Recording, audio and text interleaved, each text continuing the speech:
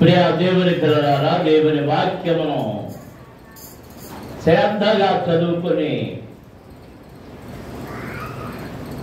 కొంచెం సేపు దానిని ధ్యానం చేసుకుందాం. యోబు గ్రంథములో నుండి 36వ అధ్యాయం. యోబు గ్రంథములో నుండి 36వ అధ్యాయము 15-16 వచనాలు. 15-16 వచనం చదువు.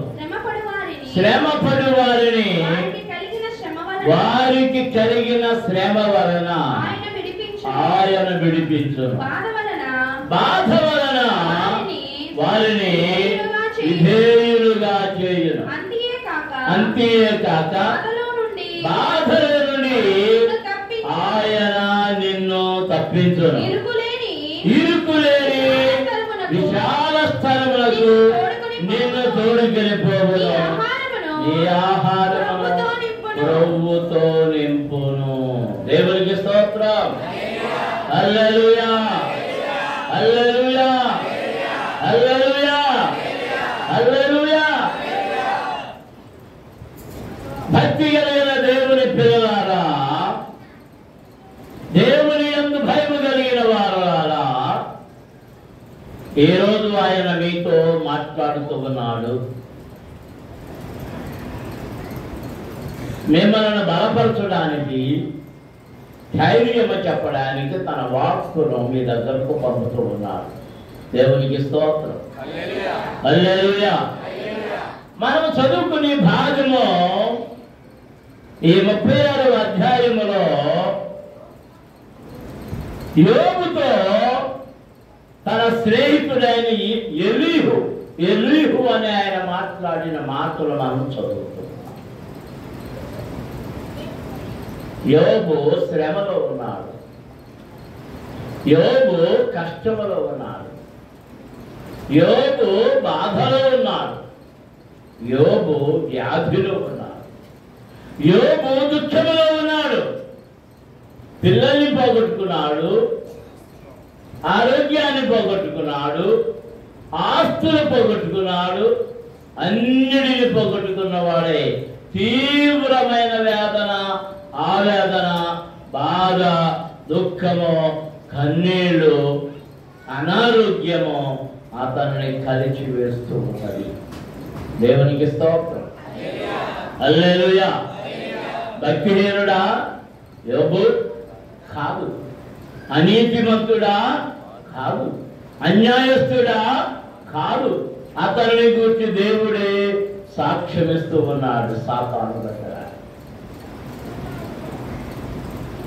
న్యాయవంతుడును, యథార్థపరుడును, దేవుని యందు భయభక్తులు కలిగిన వాడు. దేవునికి స్తోత్రం. అందరూ స్తోత్రాలు చెల్లించుదాం. హల్లెలూయా. ఇది సౌండ్ వచ్చేస్తుంది. మనలను గురించి కూడా ఇలాంటి సాక్ష్యము చెప్పబడి ఉండాలి. చెప్పగలిగే స్థితి మనం కలిగి ఉండాలి. భక్తిపరులమని, నీతిమంతులమని, యథార్థపరులమని, దేవుని చేత ప్రేమించబడేవారమని, దేవుని ప్రేమిస్తూ ప్రేమించబడేవారముగా ఉన్నామనే సాక్ష్యము మన జీవితాల్లో పొందుకోవాలి. దేవునికి స్తోత్రం. అందరము స్తోత్రం చేయించు. హల్లెలూయా, హల్లెలూయా.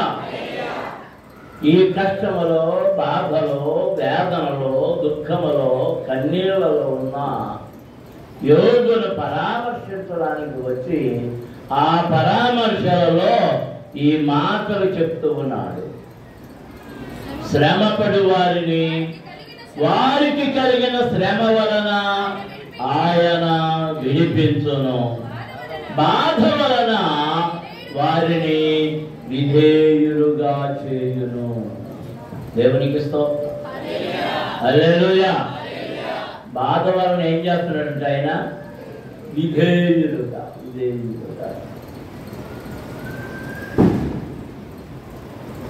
శ్రేష్టమైన మాటలు మీరు జ్ఞాపకం ఇంటికి వెళ్ళిన తర్వాత మళ్ళీ మీరు చదవాలి పదే పదే. శ్రమపడి వారిని వారికి కలిగిన శ్రమ వలన. వారికి కలిగిన శ్రమ వలన. శ్రమలు ఎందుకు వస్తున్నాయి, ఎవరికి వస్తున్నాయి, ఎలా వస్తున్నాయి? నీవు శ్రమ పడుతున్నావా? నీకు ఆ శ్రమ ఎందుకు వచ్చింది? కారణం ఎవరు? కారణం ఏంటి? యోబుకు కలిగిన శ్రమ ఎందుకు వచ్చిందంటే, యోబు భక్తుడైనందుచేత, నీతిమంతుడైనందుచేత, యథార్థపరుడైనందుచేత, దేవుని యందు భయభక్తులు కలిగి ఉన్నందుచేత సాతానుడు అతనిని శ్రమ పెట్టడం ప్రారంభించాడు. దేవునికి స్తోత్రం. హల్లెలూయా, హల్లెలూయా, హల్లెలూయా. అంటే భక్తిగా ఉన్న వారికి శ్రమ కలుగుతుంది, భక్తి లేని వారికి కూడా శ్రమ కలుగుతుంది. భక్తి కలిగిన వారికి వచ్చే శ్రమ సాతానుడు పెట్టు శ్రమ. భక్తి లేని వారికి కలిగే శ్రమ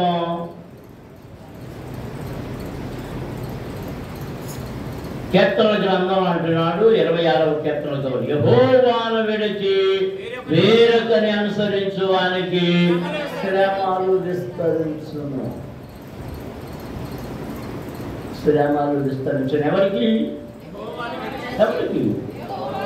నీకు శ్రమ వచ్చిందంటే ఎందుకు?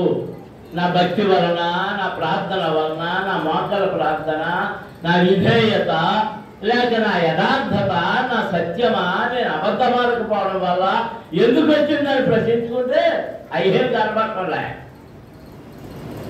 అయ్యేం కనబట్టలే.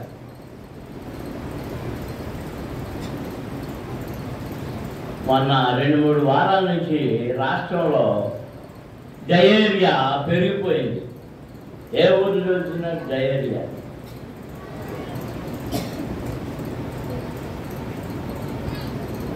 ప్రాణాలతో పట్టుకుని ఉంటున్నారు.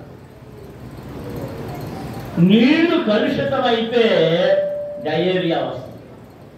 మనం త్రాగే నీళ్లు కలుషితమైతే డయేరియా వస్తుంది. మనం తినే ఆహారం, నిలబడిపోయిన ఆహారం తిన్నా డయేరియా వస్తుంది. ఓ ప్రక్కన డెంగ్యూ జ్వరాలు వస్తున్నాయి. డెంగ్యూ జ్వరాలు దేని వలన వస్తాయి? దోమ కుట్టడం వలన వస్తాయి. దోమ కుట్టడం వలన వస్తాయి.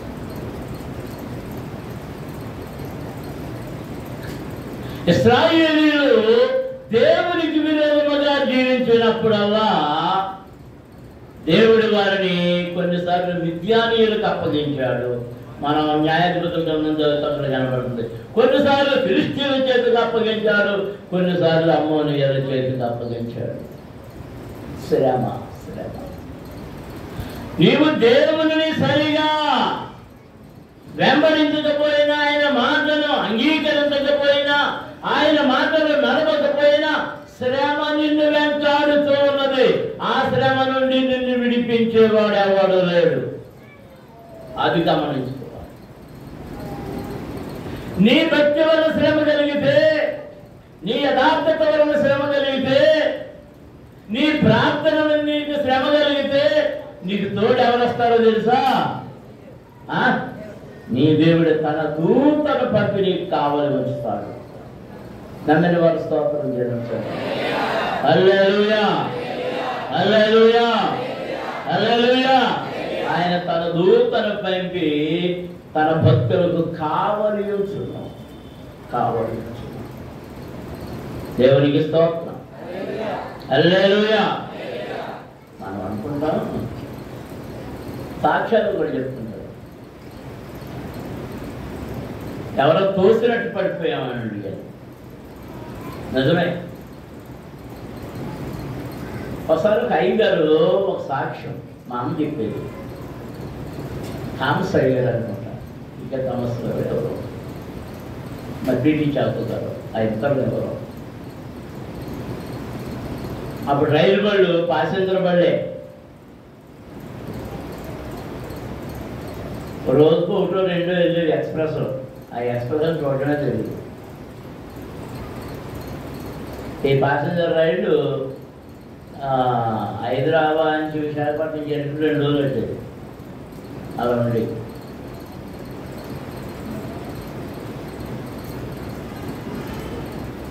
అయితే కూడానికి వెళ్తున్నారు, స్టేషన్కి వచ్చారు, రైలు ఎక్కకపోతుంటే ప్రతి పిట్లో నుంచి కాలేజీ వెనక్కిపోయి చివరికి చెప్పల పెట్లు ఎలాగో మొత్తం మీద దగ్గర అడైనా ఎక్కారు. నేను పోవటం వెళ్ళి వాక్యం చెప్పాలి. ఆ పనిలోనే ఆయన మోకాల్లోనే ప్రార్థన చేసుకుంటున్నారు. వాళ్ళకు వాక్యం చెప్పడం కోసం బండిలో ఉన్న వాళ్ళు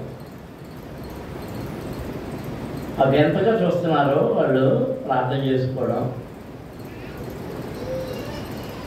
ఆయన మెల్లగా పక్క వాళ్ళతో మాట్లాడుతూ, అయ్యా నేను యేసుప్రభుని ప్రార్థన చేసుకున్నాను, మీరు కూడా ప్రార్థన చేసుకోండి అని ప్రార్థన.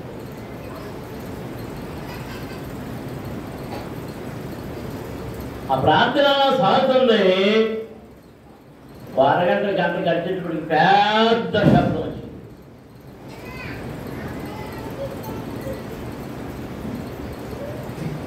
ఈ పెట్టంతా కదిలిపోయింది. చంద్రవందరైతే ఉలిక్కి పడ్డారు అందరూ. చెవుమని కేకలు వేశారు. వాళ్ళు ఆగిపోయింది.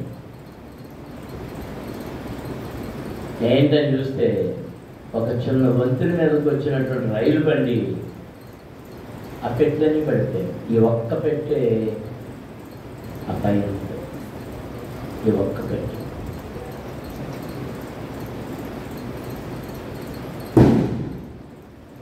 ఎవరి వలన జరిగింది? ప్రజలు ఏమన్నారు? కాలేదు కాలేదు కాలేదు. మన నాన్నగారు కూడా ఒకసారి ఒక సంఘటన చెప్పారు. అక్కడ మందిరం కడుతున్నప్పుడు ఆ మందిరపు సామగ్రి కోసం నాన్నగారు తెలిపేరు అటు వెళ్ళి అక్క కలప నరికించి తెచ్చారు. ఆ కలప కోసం వెళ్ళినప్పుడు తిరిగి రావడానికి అప్పుడు బస్సులు లేవు పెద్దగా, ప్రైవేట్ బస్సులు అవి కూడా. ఆ కలప తెచ్చే లారీలో అవి వస్తుంటే అవి ఆపుతుంటే ఆగట్లేదు.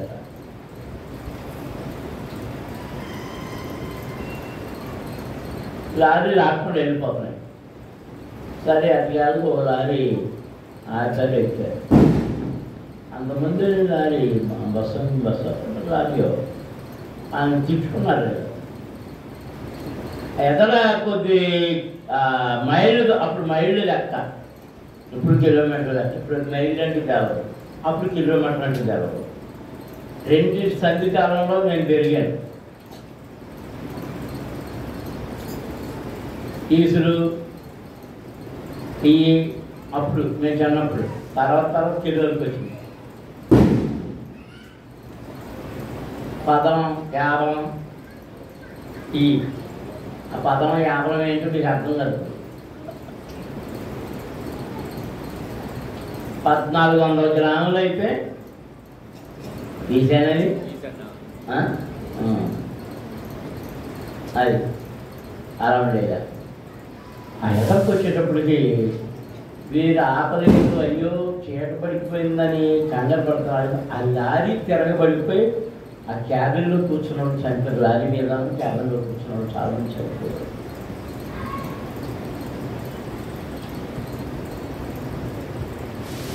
దేవుడు తోడుగా ఉన్నప్పుడు, ఆయన దూత కావలిగా ఉన్నప్పుడు అపాయమును యొద్దకు రాదు. దేవునికి స్తోత్రం. హల్లెలూయా హల్లెలూయా హల్లెలూయా. నీ ఎడమ ప్రక్క 1000 మంది కూలినను, నీ కుడి ప్రక్క 10,000 మంది కూలినను ఏ అపాయమును దేవునికి స్తోత్రం. హల్లెలూయా. ఎందుకంటే ఎవరు తోడుగా ఉన్నారు? దేవుడు. దేవుడు మనకు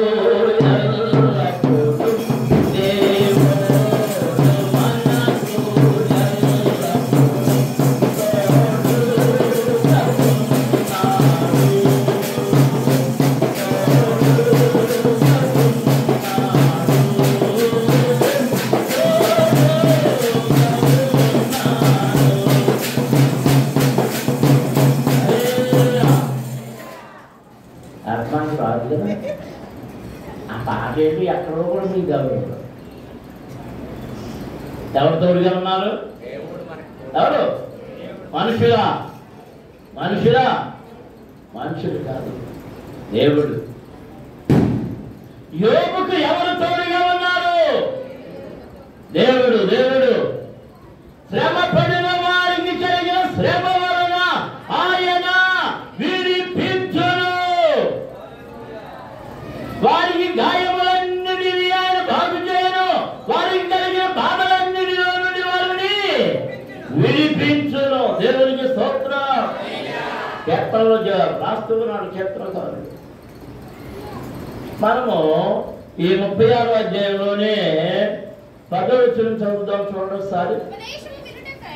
ఉపదేశము వినుటకై వారి చెవిని తెరవజేయును, పాపము విడిచి రండి ఆయన ఆజ్ఞ ఇచ్చును. దేవునికి స్తోత్రం. అందరూ స్తోత్రం చెల్లించుదాం. గట్టిగా దేవుని స్తుతించండి. హల్లెలూయా, హల్లెలూయా, హల్లెలూయా, హల్లెలూయా. తన ప్రజలు శ్రమ పడుతూ ఉంటే, తన భక్తులు శ్రమ పడుతూ ఉంటే, తనను నమ్మిన వారు శ్రమ పడుతూ ఉంటే వారిని విడిపించడానికి ఆయనే దిగి వస్తాడు. నమ్మిన వారు స్తోత్రం చెల్లించండి. హల్లెలూయా. దినవృత్తాంతములు 2వ గ్రంథములు, దినవృత్తాంతములు 2వ గ్రంథము 12వ అధ్యాయము మొదటి నుండి కొన్ని వచనాలు మనము చదువుకుందాం. రెహబాము రాజ్యము స్థిరపడి తాను బలపరచబడిన తరువాత అతడును ఇశ్రాయేలులందరూ యెహోవా ధర్మశాస్త్రమును విసర్జించిరి. జాగ్రత్తగా వినండి, చదవండి, జాగ్రత్తగా చదవండి. ఏం చేశారంట? ఏం చేశారంట? అమ్మ అందరూ చెప్పాలి, సమాధానం చెప్పాలి. వాళ్ళందరూ ఏం చేశారట? రాజ్యము స్థిరపడిన తరువాత, బలపరచబడిన తరువాత, అన్ని బాగున్నాయి అన్న తరువాత రాజుగారు ఇశ్రాయేలీయులందరూ కూడా ఏం విడిచిపెట్టారు? యెహోవా ధర్మశాస్త్రమును విసర్జించి విడిచిపెట్టారు. దేవునికి స్తోత్రం. హల్లెలూయా. నిజమే, నిజమే. చాలా మంది ఇలాగే చేస్తున్నారు. ఆకలిగా ఉన్నప్పుడు దేవుని సన్నిధికి వచ్చి ప్రార్థన చేస్తున్నారు. పిల్లల కష్టంలో ఉన్నప్పుడు వచ్చి ప్రార్థన చేస్తున్నారు. చదువులు చదువుతున్నప్పుడు ప్రార్థన చేస్తున్నారు. ఇల్లు కావాలనుకున్నప్పుడు ప్రార్థన చేస్తున్నారు. ప్రార్థన దేవుడు ఆలకించి మంచి ఇల్లు ఇచ్చాడు, పడుకోవడానికి మంచి డబల్ కాట్లు ఇచ్చాడు, మంచి పరుపులు ఇచ్చాడు, మంచి ఫ్యాన్లు ఇచ్చాడు, అదే కదా ఏసీలు ఇచ్చాడు, టీవీలు ఇచ్చాడు, వాషింగ్ మెషిన్లు ఇచ్చాడు. అబ్బు ఒకటి పెరుగుతుంటే లుక్కులు మారిపోతాయి.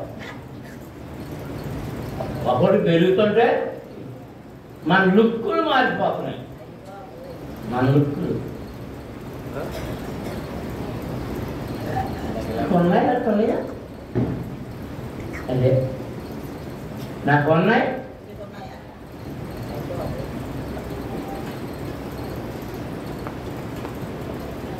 ఇప్పుడు ఇంకా మారిపోతాయి. మన రోజు 3000, ఇప్పుడు 4000, మన 7000. పుచ్చుకున్నవాడు ఇదని దశంబాగా కనిపెట్టాడు.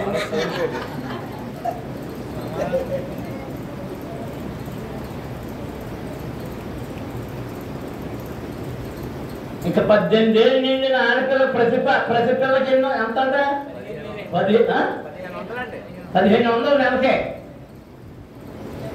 ఏది 100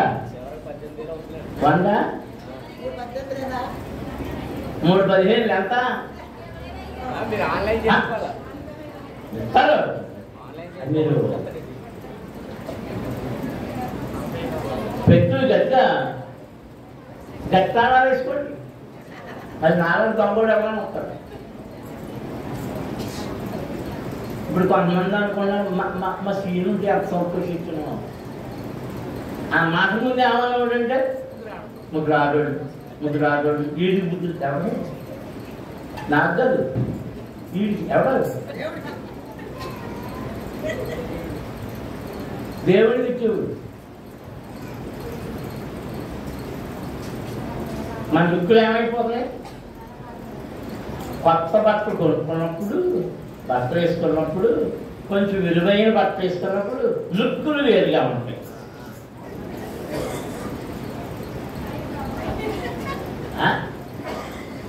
కాదా? లుక్ స్టైల్ అన్ని వేరుగా ఉంటాయి.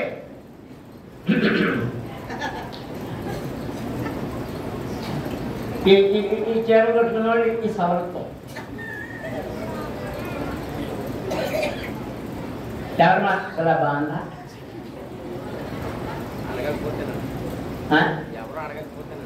అడగకపోతే ఏం మారిపోయినాయి?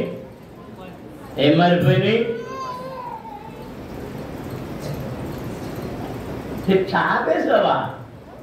నా లేదు చాప.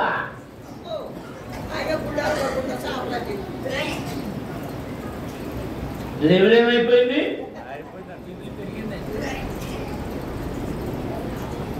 పూర్వకాలం మన పరిస్థితి ఏంటి?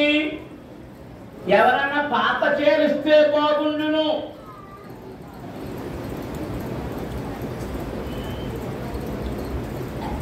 సంతలోకి వెళ్ళి సెకండ్ హ్యాండ్ బట్టలు కొన్న సంగతి మర్చిపోయారు.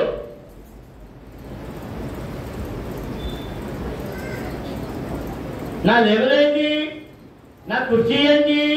నా కుర్చీ లేదు. ఐదు దగ్గర చెప్తాను గారు పడి మాట్లాడాల. కూర్చోమన్నా కూర్చో. మా అక్కగారు వస్తాయి మాట్లాడటానికి వస్తాయి. అలా మాట్లాడుతున్నాడు చూస్తాను. కూర్చోమంటాడు లేదా అని చూస్తాను. నాకు అర్థమైపోయి కూర్చోస్తాను లేకపోతే మళ్ళీ అసలే అక్కడ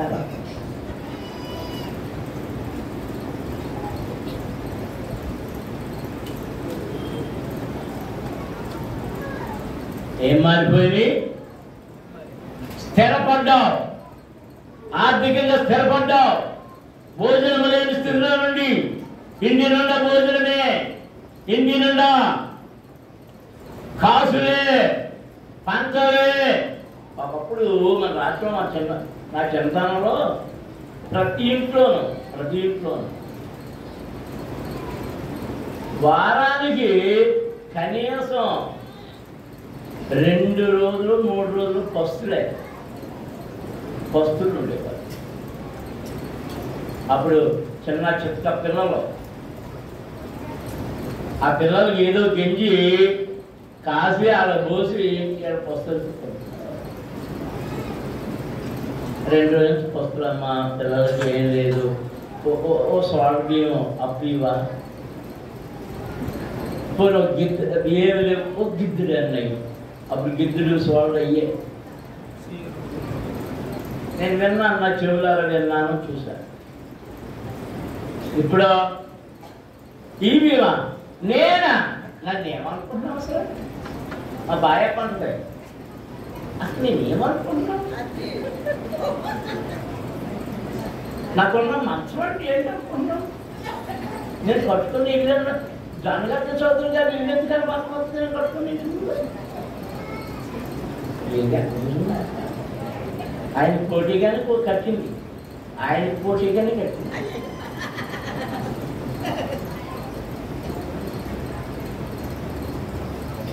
ఇది అందులో పాపం మా వెంకటరాని చూడలేదు అనుకో, లేదు కదా వెంకటరాని రాలేదా మాటలు సాగదీయాలా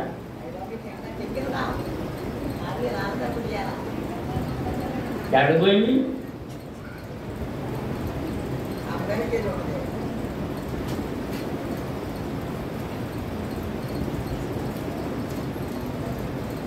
ఏమైపోయాం ఒకటే మందిరంలో 10-15 మంది పట్టుకుని ఉండేవారు. మధ్య మధ్యలో అన్ని ఫ్యాన్లు వేసారని పాఠం గారు తడుతుండేది. కట్టేది అది అసలే సాక్షి ఉన్నాడు. అప్పుడు ఎన్నుండే పండుగలో నేనే తిట్టాడు వేసుకొని అని తడుతుండేవాడిని. ఇప్పుడు ఇందులో ఏసీ పెట్టినా పడుకునేవాడు లేదు. చెప్పండి నీకంటే బ్రహ్మాండమని నా పరుపు ఏం పరుపు అనుకుంటున్నావు?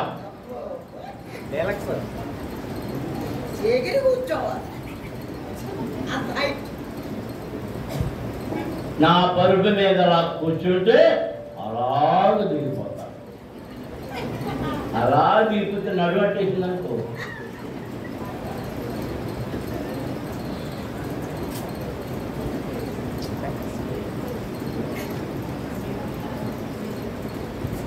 మన రాత్రి మా మంటల్లో ఇంటికి వెళ్ళి అక్కడ ఉన్నా శుక్రవారం. నేను బయట ఎంచుకోలేకపోతున్నానంటే నా పరుపు మాత్రమే నాకు అనుకూలంగా ఉంటుంది. వైజాగ్ వెళ్ళినా ఎక్కడికి వెళ్ళినా ఆ మంచాల ఆ పరుపుల మీద నాకు ఎంతో కుదురుతుంది. మరి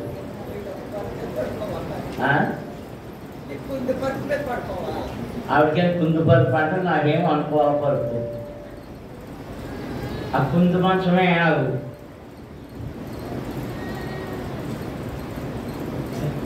ఇప్పుడు ఇక్కడ కుందు మంచాలు లేదు, ఏమీ లేవు, నేల పడుకోవాలి.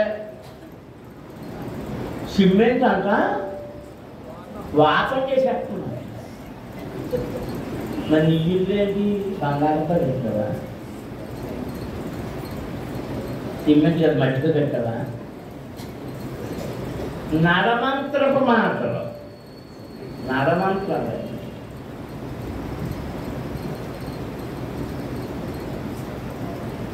వాళ్ళు ఏమి విసర్జించారు? ఎప్పుడు విసర్జించారు? ఎప్పుడు విసర్జించారు? బలపడిన తరువాత. రెహబాము రాజ్యం స్థిరపడింది. తాను బలపరచబడిన తరువాత అతడును ఇశ్రాయేలీయులందరిలో యెహోవా ధర్మశాస్త్రమును విసర్జించిరి. వారు యెహోవా యందు ద్రోహము చేసినందున రాజైన రెహబాము యొక్క 5వ సంవత్సరమందు ఐగుప్తు రాజైన షీషకు 1200 రథములతోను 60,000 గుర్రపు రౌతులతోను యెరూషలేము మీదికి వచ్చిన అతనితో కూడా ఐగుప్తు నుండి వచ్చిన తూరుబీయులు, సుక్కీయులు, కూషీయులు వారు లెక్కకు మించి ఉండిరి. అతడు యూదాకు సమీపమైన ప్రాకారపురములను పట్టుకొని యెరూషలేము వరకు రాగా ప్రవక్త అయిన షమయా రెహబాము వద్దకును షీషకును తలబడుకొని యెరూషలేమునకు వచ్చి కూడి ఉన్న యూదా వారికి అధిపతుల యొద్దకు వచ్చి, మీరు నన్ను విసర్జించితిరి గనుక నేను మిమ్మును షీషకు చేతిలో ఫలమిచ్చున్నానని యెహోవా సెలవిచ్చుతున్నాడని చెప్పాను. దేవునికి స్తోత్రం. హల్లెలూయా, హల్లెలూయా, హల్లెలూయా, హల్లెలూయా. నేనే అప్పగించాను అబ్బాయి.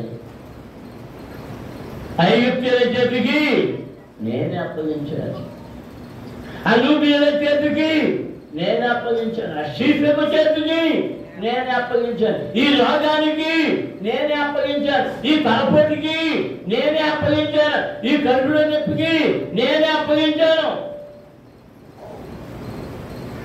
ఏ డాక్టర్ దగ్గరికి వెళ్ళి ఏమంటున్నాడు? ఏమీ లేదు అంటున్నాడు. ఏమీ లేదు అంటున్నాడు. ఆకలి వేస్తలేదు, ఆనందం బుద్ధి అవుతలేదు. ఆకలేత్తం కోసం ఎన్నో అరుకులు ఇచ్చారు, ఆకలేస్తలేదు. నిద్ర వస్తలేదు, నిద్ర వస్తలేదు. ఎంత నిద్రపోదామన్నా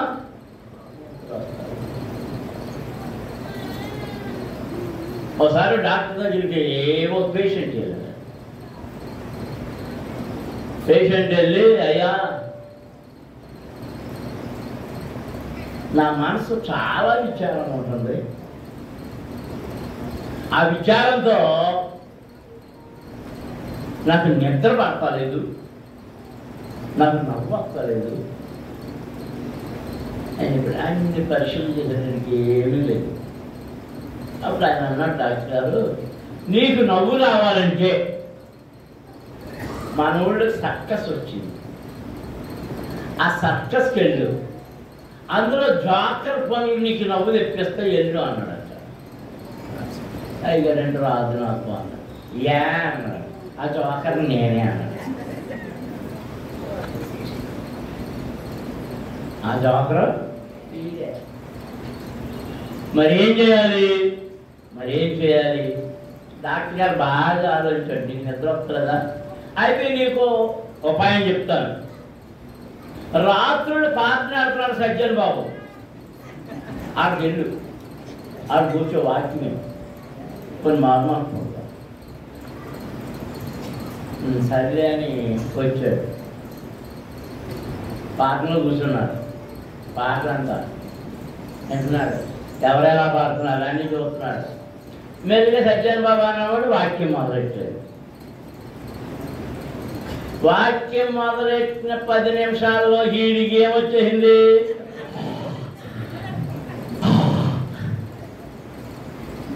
గొరకతానంటే కొంతమందికి అలా ఉంది. ఎవరిని విసర్జించారు? నువ్వెవరిని విసర్జించావు? ప్రభు ఏం చెప్పాడు? నా కొరకు అన్నింటిని విసర్జించారు. నా కొరకు అన్నింటిని విసర్జించంటే మనమేం చేస్తున్నామంటే అన్నిటి కొరకు ప్రభుని విసర్జిస్తున్నాం. అన్నిటి కొరకు ప్రభుని విసర్జిస్తున్నాం. దేవునికి స్తోత్రం. హల్లెలూయా. ఇప్పుడు దేవుడు మనల్ని ఎవరి చేతికి అప్పిస్తున్నాడో తెలుసా? శత్రువుల చేతికి, నీకంటే బలహీనమైన వారి చేతికి అప్పగిస్తున్నాడు. నీకంటే పనికి మాలిన వారి చేతికి అప్పగిస్తున్నాడు. నీకంటే జ్ఞానం లేని వారి చేతికి అప్పగిస్తున్నాడు. నీకంటే బలహీనమైన వారికి బలము లేని వారి చేతికి అప్పగిస్తున్నాడు. నీకు ఎన్నో తెలివిదారులు ఉన్నాయి. నువ్వెంతో జ్ఞానం కలిగిన వాడు, నీ జ్ఞానం కలిగిన ధరని, కానీ ఎవరి చేతిలో పడిపోయావు?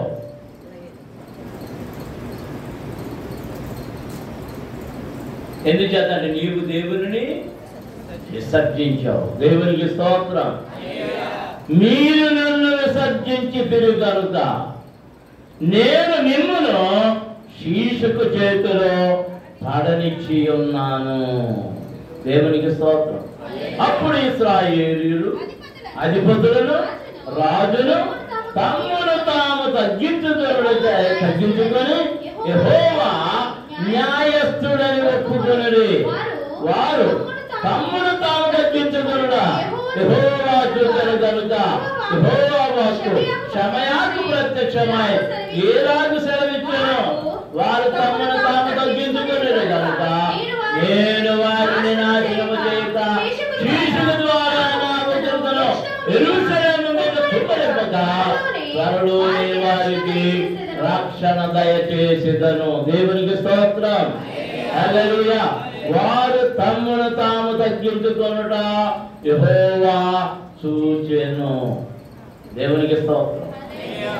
దేవుడు నిన్ను చూడాలి, నిన్ను నీవు తగ్గించుకున్న దేవుడు చూడాలి. ప్రతి పనిలోనూ తగ్గించుకున్న దేవుడు చూడాలి. మన సాధారణ భక్తులు నేను గొప్ప, ప్రార్థనలో నేను గొప్ప, అది గొప్ప, ఇది గొప్ప అని మనం చెప్పుకున్నాం. కాదు. ఎవరు చెప్పాలన్నమాట? దేవుడు చెప్పాలి. దేవుడు చెప్పాలి.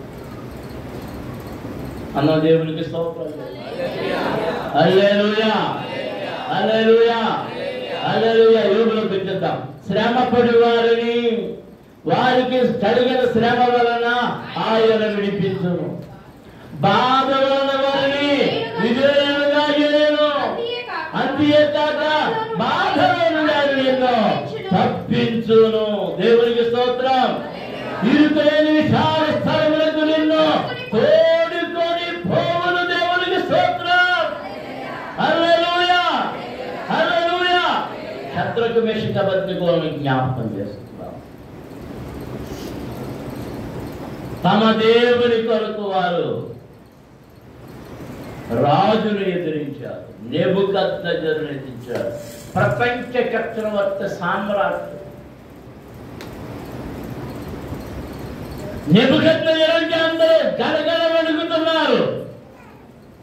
అలాంటి వారిని, అలాంటి మహారాజుని, చక్రవర్తిని ఈ ముగ్గురు ఎదిరించారు. కారణం ఏంటంటే మా దేవుడు మమ్మలను విడిపించగల సమర్థుడు, మమ్మల్ని విడిపించగల సమర్థుడు అడిగానండి. ఒకవేళ ఆయన విడిపించకపోయినప్పటికీ, ఇది వారి విశ్వాసం, ఒకవేళ ఆయన మమ్మల్ని విడిపించకపోయినప్పటికీ మేము మాత్రం నమస్కరించాం, పూజించాం. దేవునికి స్తోత్రం. అందరూ స్తోత్రం చెల్లించుదాం. హల్లెలూయా, హల్లెలూయా, హల్లెలూయా, హల్లెలూయా. ప్రభువా, ప్రభువా, నాకు ఆపరేషన్ మళ్ళీ ఈ ఆపరేషన్ మళ్ళీ నీ కృప దయచేయండి బాబా. నా గుండె ఆపరేషన్ అంటున్నాను ఆయన, 3 లక్షలు అవుతా అంటున్నాను ఆయన. నువ్వు తగ్గించావనుకో 300 ఇచ్చుకుంటాను ఆయన.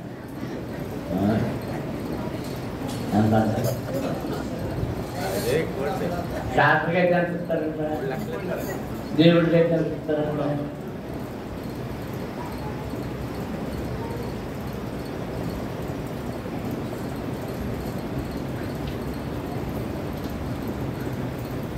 దేవపక్షాన్ని ఉండాలి దేవుడు.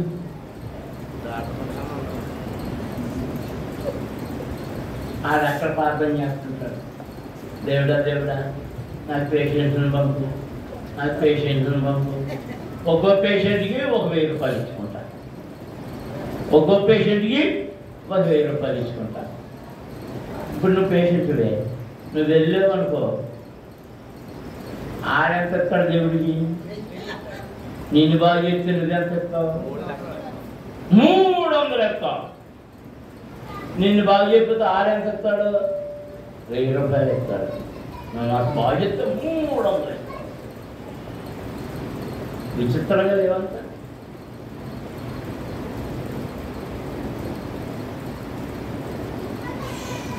శత్రుకు మేషక అబేద్నెగోలు నిలబడ్డారు, ధైర్యంగా నిలబడ్డారు. బాధ వారిని ఆవరించింది, శ్రమ వారిని ఆవరించింది. నిందలు, మాటలు, చూడిపొడి మాటలు, అనేక మంది మాటలు. మేము అందరం దాంట్లో పెట్టాం, మీకే వచ్చిందా? ఆఖరికి తోటి హెబ్రీలు కూడా అంటున్నారు, ఎందుకంటే దాని ఏంట్రా? కానీ వీళ్ళేమంటున్నారు, మేము మాత్రం నమస్కరింపదాం.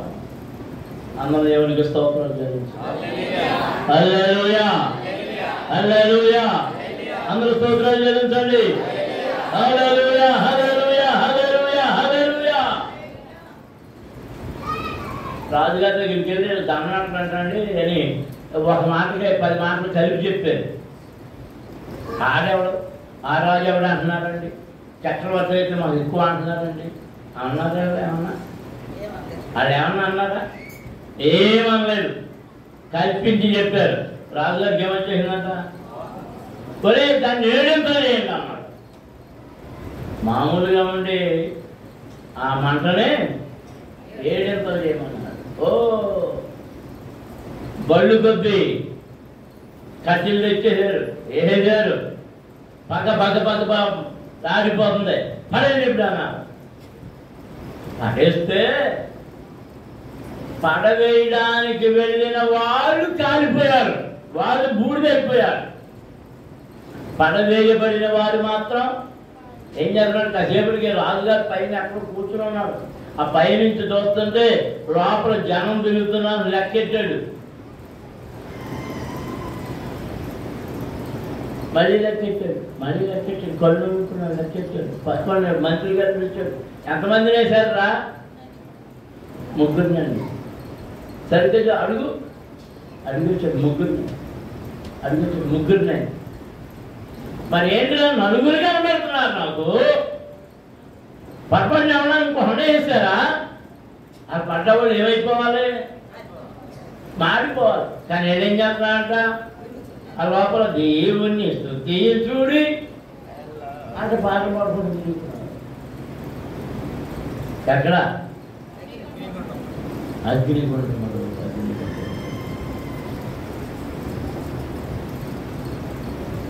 వారిని రక్షించడానికి, విడిపించడానికి ఎవరు వెళ్ళారు?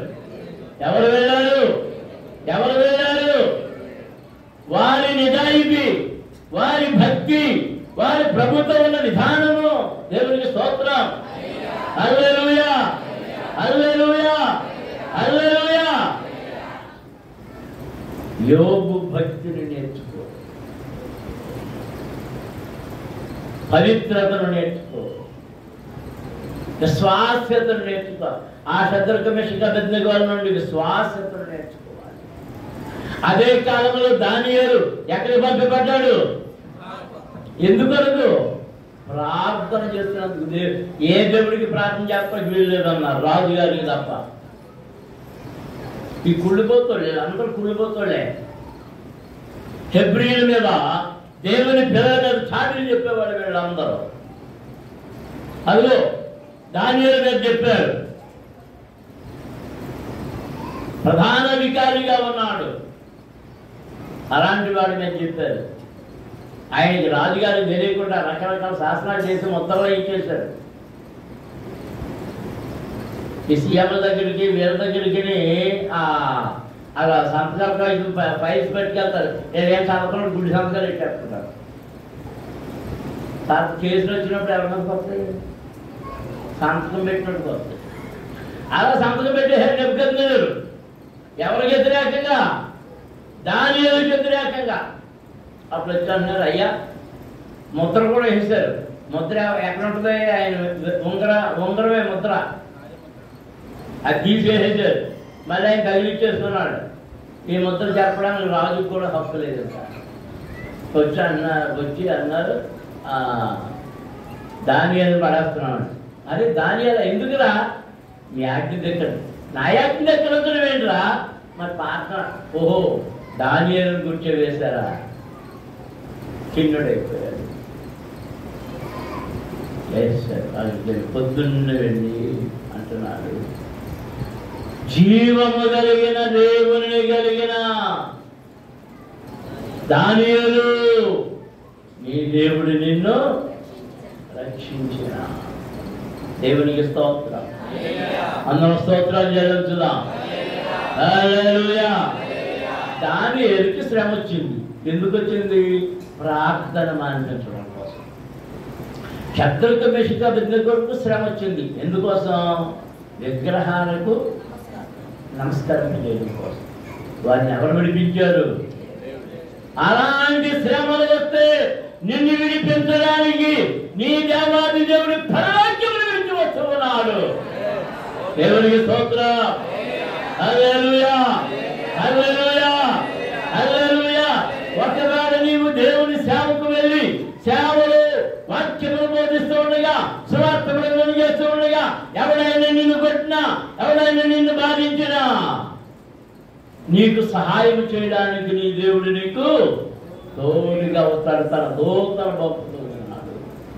దేవునికి స్తోత్రం. హల్లెలూయా. అందరూ స్తోత్రాలు చెల్లించండి. హల్లెలూయా, హల్లెలూయా. బాధలో నుండి ఆయన నిన్ను విడిపించును. బాధలో నుండి ఆయన నిన్ను విడిపించాడు. ఆర్థిక బాధ చుట్టుముట్టిందేమో, ఒకవేళ అనారోగ్య బాధ చుట్టుముట్టిందేమో నిన్ను. అనారోగ్య బాధ అయినా ఆర్థిక బాధ అయినా నీవు ఆయన స్థిరముగా నిలిచి ఉంటే వాటన్నింటి నుండి తప్పించడానికి ఆయన తన దూతను పంపుతూ ఉన్నాడు. నమ్మిన వారు స్తోత్రం జరుగుతున్నారు. హల్లెలూయా, హల్లెలూయా, హల్లెలూయా. నేను ఎప్పుడు నా దేవుని మీద ఆధారపడతాను. నా దేవుని మీద నాకే బాధ వచ్చినా దేవునితో చెప్పుకుంటాను. నా కష్టాన్ని దేవునితో చెప్పుకుంటాను. మనుషులతో చెప్పుకునే ప్రయోజనం లేదు. ఏదో ఎదరకుండా అయ్యో పాపం అంటారు, పక్కెళ్ళి అంటారు చెక్క కుదిరేదా, చెక్క కుదిరేది, ఆ కరై ఉండాలి, ఆ కరై ఉండాలి. అది నీ దేవుడు నిన్ను విడిచిపెట్టేవాడు కాదు. నీవు శ్రమలో ఉన్నప్పుడు నిన్ను విడిచిపెట్టేవాడు కాదు. నీవు బాధలో ఉన్నప్పుడు నిన్ను విడిచిపెట్టేవాడు కాదు. నీవు తొందరలో ఉన్నప్పుడు, బలహీనతలో ఉన్నప్పుడు నిన్ను విడిచిపెట్టి వెళ్ళిపోయే దేవుడు కాదు. నీవు నమ్ముకొనదగిన సహాయకుడు. స్తోత్రం. హల్లెలూయా, హల్లెలూయా, హల్లెలూయా. పుణ్యాకాశములు గతించిపోయినా, సముద్రాలు చదిరిపోయినా, పర్వతాలు చదిరిపోయినా, సముద్రాలు పొంగిపోయినా ఆయన మాత్రము నీవు నమ్ముకొనదగిన సహాయకుడు మాత్రం చదివి ప్రార్థన చేస్తున్నారు. భక్తి కలిగే భక్తి వల్ల నీకు శ్రమ కలిగితే ఆయన నీకు సహాయం చేస్తాడు. నీ భక్తిహీనత వల్ల అయితే నువ్వు తప్పొప్పుకోవాలి. భక్తిహీనత అయితే నీ భక్తిహీనతను ఒప్పుకోవాలి. భక్తి అయితే ఆయనే నీకు తోడొస్తాడు. హల్లెలూయా, హల్లెలూయా.